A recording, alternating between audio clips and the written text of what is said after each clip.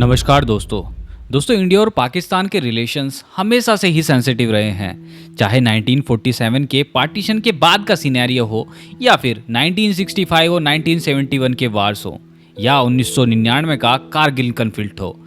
और रिसेंट कुछ मंथ में हमने देखा है कि ये एलओसी पर टेंशंस फिर से बढ़ रही हैं। देखो, इंडिया ने पिछले कुछ सालों में अपने जो मिसाइल डिफेंस प्रोग्राम को एग्रेसिवली अपग्रेड किया है, चाहे वो अग्नि सीरीज हो, पृथ्वी या ब्रह्मोस क्रूज मिसाइल्स हो या फिर S-400 डिफेंस सिस्टम का इंडक्शन हो अपनी आर्मी में। और इस पूरे अपडेट का डायरेक्ट इंपैक्ट पड़ता है पाकिस्तान की डिफेंस प्लानिंग पर। अब देखो, पाकिस्तान का कहना है कि उनकी जो मिसाइल फोर्सेस को एक डेडिकेटेड सुपरविजन और रैपिड रिस्पांस स्ट्रक्चर की जरूरत है, इसलिए वो एक नई मिसाइल सुपरविजन मिलिट्री फोर्स बनाने जा रहे हैं।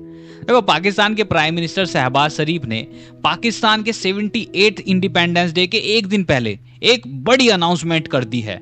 उन्होंने कहा है कि Pakistan will create a new army Rocket force जो स्पेशली मिसाइल्स को हैंडल करेगी। बिकॉज उनको लगता है कि इंडिया के साथ रिसेंट स्टैंड ऑफ यानी ऑपरेशन सिंदूर के बाद उनकी जो मिसाइल कैपेबिलिटीज थी वो काफी ज्यादा वीक थी। आज हम इस पूरे इश्यू पर डिटेल में चर्चा करेंगे।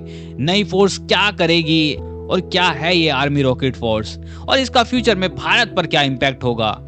मेरा नाम कुंवर है और स्वागत है आपका आपके अपने YouTube channel the bulletin world पर। देखो, पाकिस्तान के इंडिपेंडेंस डे के एक दिन पहले यानी 13 अगस्त को पाकिस्तान के प्रधानमंत्री शहबाज शरीफ ने एक बड़ी अनाउंसमेंट कर दी है। उन्होंने कहा है कि पाकिस्तान एक नई आर्मी रॉकेट फोर्स बनाने जाएगा। देखो, अब आप यहाँ पूछ सकते हैं कि सर, हमने जल सेना सुना है, थल सेना सुना है, वायु सेना, अब ये रॉकेट फोर्स रॉकेट फोर्स से मतलब क्या है? देखो, जो ये रॉकेट फोर्स होगी एक डेडिकेटेड कमांड होगी जो बैलिस्टिक, क्रूज और हाइपरसोनिक मिसाइल्स को हैंडल करेगी। और पाकिस्तान इसको चाइना की तर्ज पर बना रहा है। देखो, चाइना के पास भी एक इस तरह की ही एक आर्मी है जिसको वो कहते हैं People's Liberation Army Rocket Force यानी PLARF। और चाइना के देखा देखी ही पाकिस्तान भी एक आर्मी रॉकेट फोर्स अपनी सेना में बनाना चाहता है। देखो, शहबाज शरीफ ने कहा है कि ये फोर्स मॉडर्न टेक्नोलॉजी से इक्विप्ड होगी और ये पाकिस्तान की जो कॉम्बैट कैपेबिलिटी है उसको एक नए लेवल पर ले जाएगी। तो अब चर्चा कर लेते हैं कि ये आर्मी रॉकेट फोर्स एग्जैक्टली करेगी क्या। देखो, इससे क्या होगा कि मिसाइल सिस्टम को डायरेक्ट कंट्रोल करेगी। मतलब अभी तक पाकिस्तान आर्मी के अलग अलग यूनिट्स मिसाइल्स हैंडल करते थे। आर्मी रॉकेट फोर्स बनाने का मतलब है कि सब मिसाइल्स एक ही चेन ऑफ कमांड के अंडर होंगे ताकि डिप्लॉयमेंट और टारगेटिंग ज्यादा कोऑर्डिनेटेड वे में हो सके। दूसरा ये कि वो टाइम में जो मिसाइल डिप्लॉयमेंट प्लान है वो इसी आर्मी के अंडर होगा। यानी जब कन्फ्लिक्ट के वक्त ये फोर्स डिसाइड करेगी कि कौन सी मिसाइल कहां से लॉन्च होगी, किस टारगेट पे वो वार करेगी और किस सीक्वेंस में करेगी, ये सब इसी आर्मी के अंडर होगा। तीसरा ये कि मिसाइल्स रेडीनेस और मेंटेन यही आर्मी करेगी। यानी इसके जो स्टोरेज, मेंटेनेंस, रिफ्यूलिंग और टेस्ट लॉन्चेस की सारी रिस्पॉन्सिबिलिटी इस फोर्स के ऊपर ही होगी। और देखो, जब पाकिस्तान के पास एक डेडिकेटेड आर्मी होगी तो स्पेशलाइज्ड सोल्जर्स और ऑफिसर्स को मिसाइल्स वॉरफेयर टैक्टिक्स सिखाना इजी होगा, जिसमें range calculation, enemy air defence bypass और प्रिसीजन टारगेटिंग शामिल होंगे। दोस्तों, अब बड़ा सवाल यह है कि पाकिस्तान ने इसको इंट्रोड्यूस करने का अनाउंसमेंट अभी क्यों किया।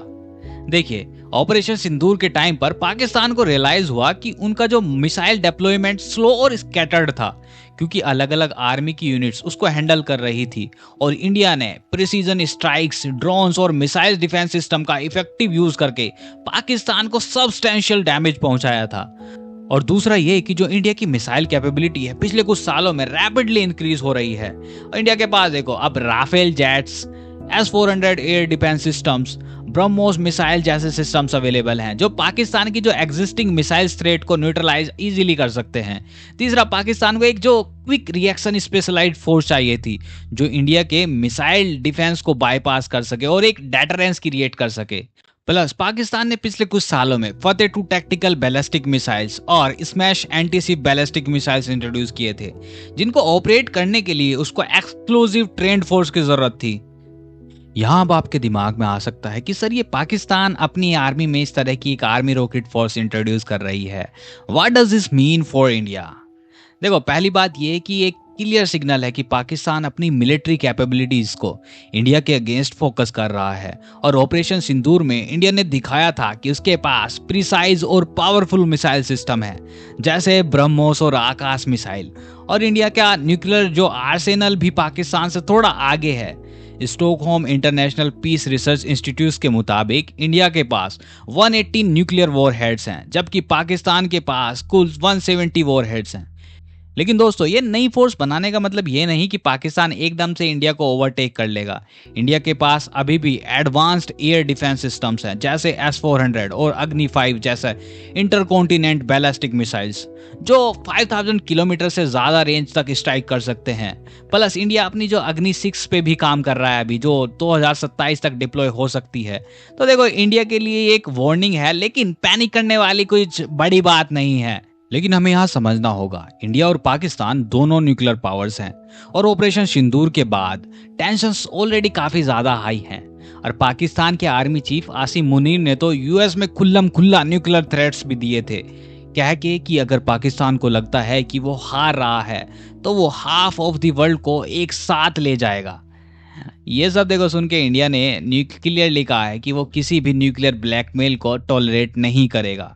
अगर पाकिस्तान अपने मिसाइल्स कैपेबिलिटीज को बढ़ाता है तो इंडिया भी अपने डिफेंस को और स्ट्रॉन्ग करेगा।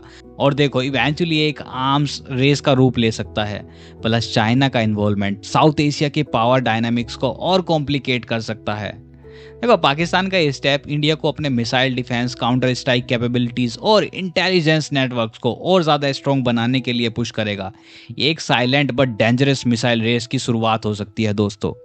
तो दोस्तों, आपको क्या लगता है, ये फोर्स साउथ एशिया के पीस को डिस्टर्ब करेगी या इस रीजन में डेटरेंस मेंटेन करेगी? कमेंट में ज़रूर बताइएगा। वीडियो पसंद आई हो तो hit the like button and आपके अपने YouTube channel the bulletin world को सब्सक्राइब भी कर लो। मिलते हैं आपसे नेक्स्ट वीडियो में, तब तक के लिए स्टे क्यूरियस, स्टे सेफ। जय हिंद।